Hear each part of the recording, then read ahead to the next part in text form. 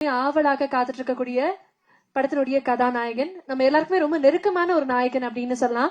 Sasikumar sir, before you come I should definitely tell you, tourist family பார்த்ததுக்கு அப்புறம் gen Z டெர்மினாலஜில சொல்லணும்னா ஒரு பூக்கியாக எங்க கண்ணுக்கு தெரிஞ்சுங்க. ஆனா இதுல பார்க்கும்போது மீண்டும் ஒரு எக்ஸ்ட்ரீம்லி கன்வின்சிங் ஒரு பெர்ஃபார்மராக கண்ணுக்கு தெரியுறீங்க. ரொம்ப ரொம்ப சந்தோஷமாக இருக்கு. இந்த ஒரு வடிவத்துல மீண்டும் கான்ட்ரடிக்டரியான ஒரு ரோல் உங்களை பார்க்க போறோம் அப்படின்னு சொல்லிட்டு. சோ நீங்க இந்த படத்தை பத்தி எங்களுக்காக ஷேர் பண்ணணும்னு ஆசைப்படுறோம். So Sasikumar sir, over to you.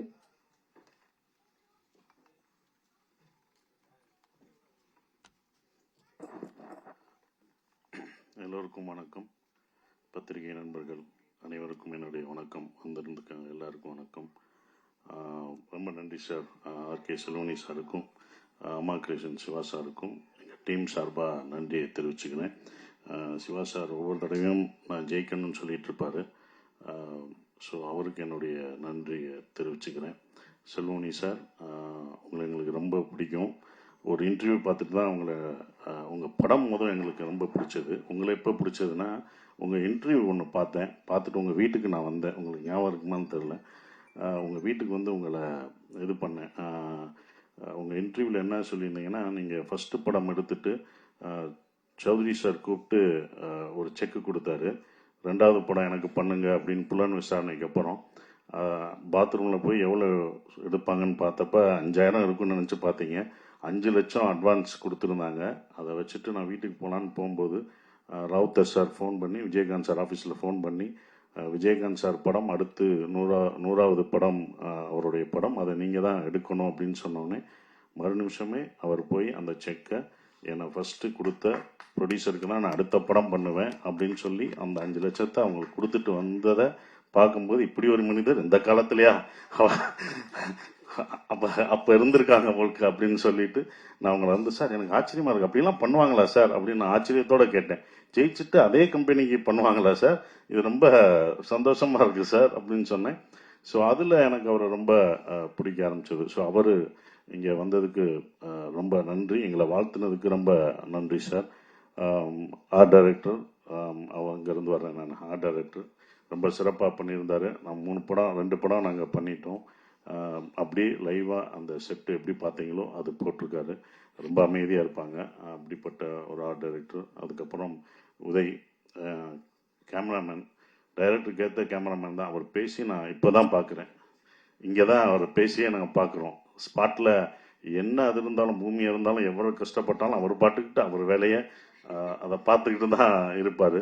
So அவ்வளோ சிறப்பாக பண்ணியிருக்காரு. அவருடைய படங்கள், முந்தைய படங்களும் எனக்கு ரொம்ப பிடிக்கும். அது அப்புறம் எங்களுடைய கவிஞர், ரொம்ப நன்றி. ஈசனில் நாங்கள் முதல் பாட்டு அவர் கொடுத்தது, அது இப்போ வரைக்கும் அந்த இது அவருடைய உங்களுடைய இப்போ கவிதை சொன்னீங்களே சார், அது நீங்கன்னு எனக்கு தெரியாது சார். ஆனால் நாங்கள் அதை கேட்டு ரசிச்சிருக்கோம்னு சொல்ல மாட்டோம். ரொம்ப உணர்ச்சி பூர்வமான அந்த கவிதை இப்போ நீங்கள் சொன்னோடனே நாங்களாம் ரொம்ப உணர்வுபூர்வமாக அதை எடுத்துக்கிட்டோம். நன்றி சார்.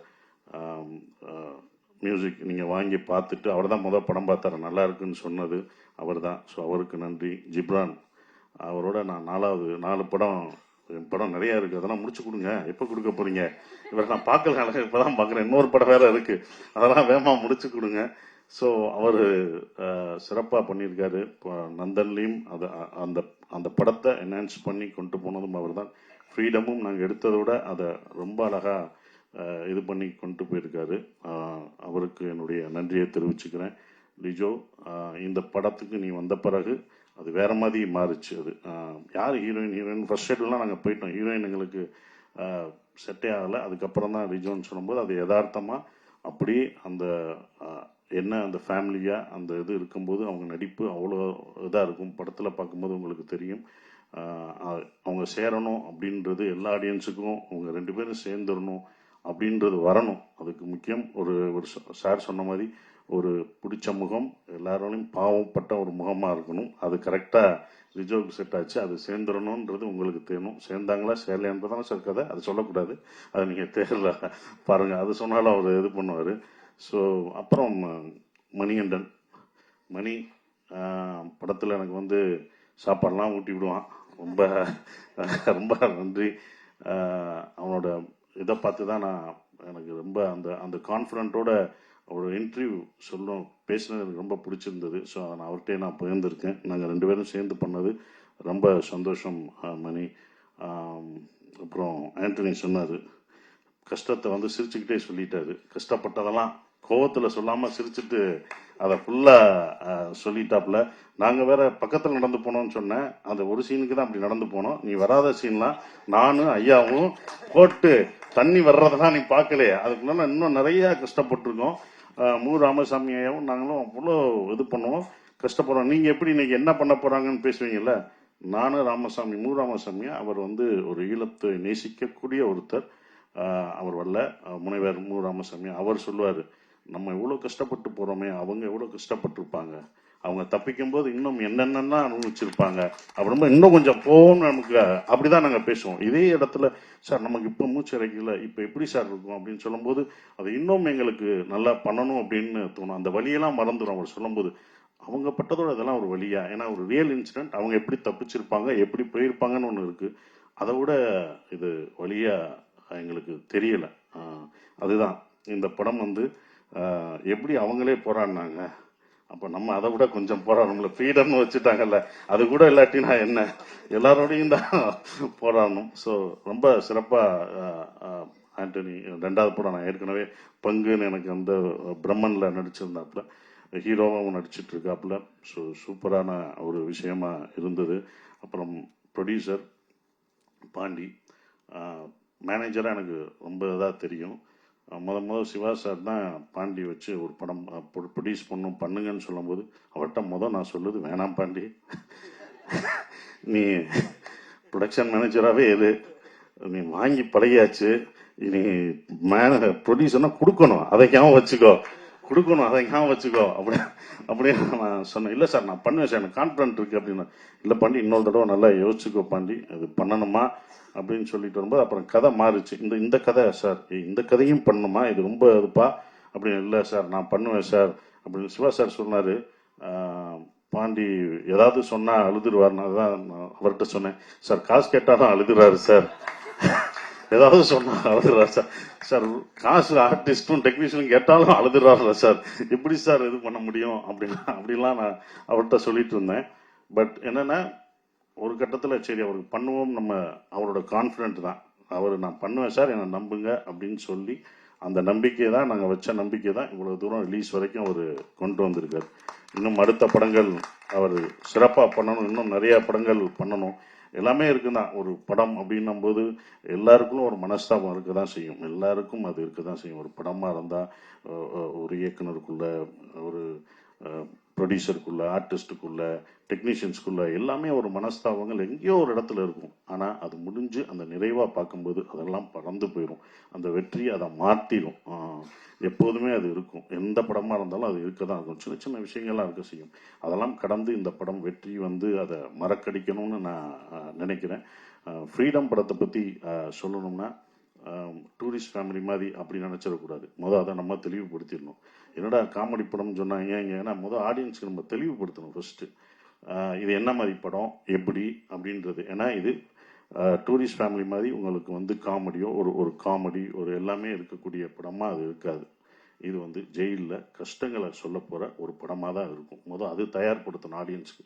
நம்ம ஆடியன்ஸுக்கு வந்து என்ன சொல்லணும்னா, என்ன ஜானர்னே சொல்ல மாட்டேங்கிறோம். வந்து பாருங்கன்னு சொல்லிட்டு அவர் வேற மாதிரி நினச்சி டூரிஸ்ட் ஃபேமிலி மாதிரி வச்சுட்டு, இது டூரிஸ்ட் ஃபேமிலி மாதிரி இல்லை வேணாடா இப்படி பண்ணி அப்படின்னு அவங்க சொல்லுவாங்க. அவங்க பக்கம் நியாயம், அது நம்ம தப்பு தான். ஏன்னா நம்ம என்ன படம் பண்ணுறோம், இது என்ன ஜானர் ஆஃப் மூவி எல்லாம் அவங்களுக்கு தெளிவுபடுத்திடணும். தெளிவுபடுத்தும் போது அவங்க பார்க்க வரும்போது அதை இது பண்ணுவாங்க. ஏன்னா இது வந்து ஜெயில், சார் சொன்ன மாதிரி ஜெயில் படங்கள், எஸ்கேப் டு விக்ட்ரி, இந்த மாதிரிலாம் நம்ம இங்கிலீஷில் பார்த்துருப்போம், நிறைய படங்கள் பார்த்துருப்போம். ஆனால் அது உண்மை கதையை தான் அவங்களும் எடுத்திருப்பாங்க. கிரேட் எஸ்கேப் இதெல்லாம் வந்து உண்மை சம்பவத்தை தழுவி எடுத்திருப்பாங்க.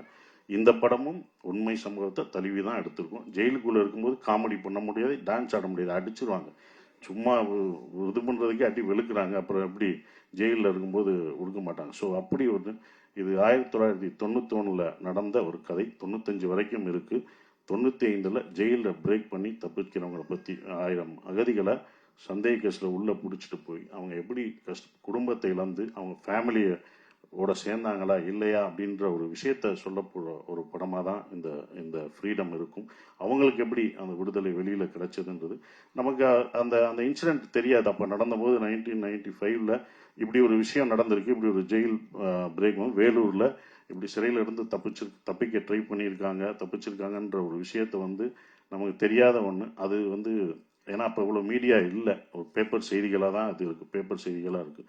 அது இதாக இந்த படத்தில் நாங்கள் சொல்லியிருக்கோம். அந்த வலிகளையும் வேதனையும் இந்த படங்கள் அப்படியே சொல்லும், யதார்த்தமாக சொல்லும். படம் பண்ணும்போது இப்படி ஒரு படத்தை பாண்டி எடுத்ததுக்கு நன்றியை தெரிவிச்சுக்கிறேன். ஏன்னா ப்ரொடியூசர் தான் இதுக்கு அக்செப்ட் பண்ண. நான் திருப்பி கேட்டேன், ஏன்னா இப்படி ஒரு படம் நான் சந்தோஷமா இருக்கேன் சார். இப்போ கூட படம் பார்த்துட்டு நல்லா இருக்குன்னு சொல்லியிருக்காரு. அதுக்கு ரொம்ப நன்றி. ஏன்னா ப்ரொடியூசருக்கு தான் அது பிடிக்கணும். அப்புறம் டைரக்டர், நான் ஏற்கனவே ஒரு படம் பண்ணிட்டேன், அவரோட ஒர்க் எனக்கு ரொம்ப பிடிக்கும். தோல்வியெல்லாம் கிடையாது, தோல்வியோ வெற்றியோ கிடையாது. நான் மேக்சிமம் பண்ணேன்னா புதுமுக இயக்குநர்கள் தான் பண்ணியிருக்கேன். மேக்சிமம் இல்லை, எல்லாரையும் அதிகமாக நான் பண்ணது 11-12 புதுமுக இயக்குநர்கள் படத்தில் நடிச்சிருக்கேன், ப்ரொடியூஸ் பண்ணியிருக்கேன். அதுக்கப்புறம் தோல்வி இயக்குநர்களுக்கு தான் நான் பண்ணியிருக்கேன். வெற்றியடைஞ்ச இயக்குனர் ஒன்று தான், அது நாடோடிகள் முடிஞ்சு போராளி சமுத்திரகனிக்கு மட்டும்தான் பண்ணியிருக்கேன். அதுக்கப்புறம் நான் பண்ணதே இல்லை. அது நமக்கு சில விஷயங்கள் இப்படி தான் பண்ணணும்னு வரும், நம்மளை தேடி அப்படி தான் வரும். அந்த மாதிரி தான் இருந்தது. ஏன்னா வெற்றி தோல்வியெல்லாம் பார்க்கக்கூடாது, அடுத்த அந்த அந்த ஸ்கிரிப்ட் என்னவா இருக்குது எப்படி இருக்குன்னு தான் பார்க்கணும். அப்படி தான் இந்த இந்த படத்தை நான் பார்த்தேன். சிவா சார் கொஞ்சம் சீரியஸாக தான் இருப்பார். ஏன்னா அவ்வளோ ஸ்ட்ரெஸ்ஸு அதனால தான் இருக்கும், சிரிக்க மாட்டார். படத்துலேயே எங்களை சிரிக்கவே விடலை. இந்த இடத்துல லைட்டாக அவருக்கு தெரியாமல் நான் சிரித்தேன். அது சார் என்ன ஃபோட்டோவுக்கு சிரிக்கிறீங்க அப்படின்னு. சார் ஃபோட்டோவுக்கு தான் நாளைக்கு அவருக்கு ப்ரொடியூசருக்கு தேவைப்படுமே அப்படின்னு நினச்சி உங்களுக்காக தான் நான் அதெல்லாம் விட்டு வச்சுருக்கேன். நீங்கள் போடுறீங்களா சிரிச்சு போஸ்டர்லாம், அது உங்களை நினச்சி ப்ரொடியூசரை நினச்சி நான் பண்ணது. அன்னைக்கு போஸ்ட்டு கேட்பீங்க, எங்கே சார் முதல் நாள் போஸ்ட் போடுறோம் சிரிச்ச மாதிரியே இல்லை, அதே மாதிரி வந்தார். அந்த ஒரு ஃபோட்டோவில் அங்கிட்டு சிரிச்சிருப்பேன், அதை எடுங்க, அங்கே நிறையா சிரிச்சு வச்சுருப்பேன் அப்படின்ட்டு தான் இருப்போம். ஃபோட்டோவுக்கு சிரிப்பேன், சார் நீங்கள் சிரிக்கக்கூடாது, சிரிக்காமல் எடுங்க எடுங்க. அப்படி திரும்பும்போது அப்படி சிரிச்சிருவேன், எடுத்துட்டு இதுதான் பப்ளிசிட்டிக்கு யூஸ் ஆகும், வச்சுக்கூடாது, சிரிச்ச மாதிரி முத போடும்போது போட்டோம்னா அப்படின்னு தான் இருப்பான். அதே மாதிரி தான் லிஜோ சிரிச்ச மாதிரி ஒன்று இருந்தது. அப்போ லிஜோட்ட கேட்டேன், நீங்கள் டைரக்டருக்கு தெரியாமல் தான் இந்த சிரிச்ச அப்படின்னு. ஆமாம் சார் அப்படின்னுச்சு. ஸோ அப்படிதான் அது நடந்தது. ஸோ அவரோட அந்த அந்த கன்சீவ் பண்ண ஒரு விஷயம் இப்படி தான் இருக்கணும், இப்படி தான் வேதனைகள் இருக்கும், இப்படி தான் இருக்குன்றது அழகா அந்த சிறைச்சாலையில் எப்படி இருந்து எப்படி இது பண்ணாங்களோ அது நிஜமாவே நாங்கள் ஒவ்வொரு அடியும் நிஜமாவே விழுந்தது. கையெல்லாம் உடஞ்சது, ஒருத்தன் அடிக்க தெரியாமல் அடிச்சு என் கையெல்லாம் உடைச்சாங்க. அதெல்லாம் கத்துறேன், ஐயோ ஐயோன்னு கத்துறேன், சூப்பராக நடிக்கிறாரு சூப்பராக நடிக்கிறார், ஐயோ போட்டான் அதே கையில்.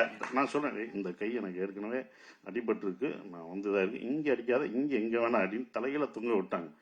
அடிக்கும் போதே நான் கத்துறேன், ஆன்னு கத்துறேன். யாரும் ஒருத்தரும் வரவே இல்லை. என்ன சார் பயங்கரமா அடிக்கிறார், தந்திரமா நினைக்கிறேன், கட்டுனேன் டே அப்படின்ட்டு.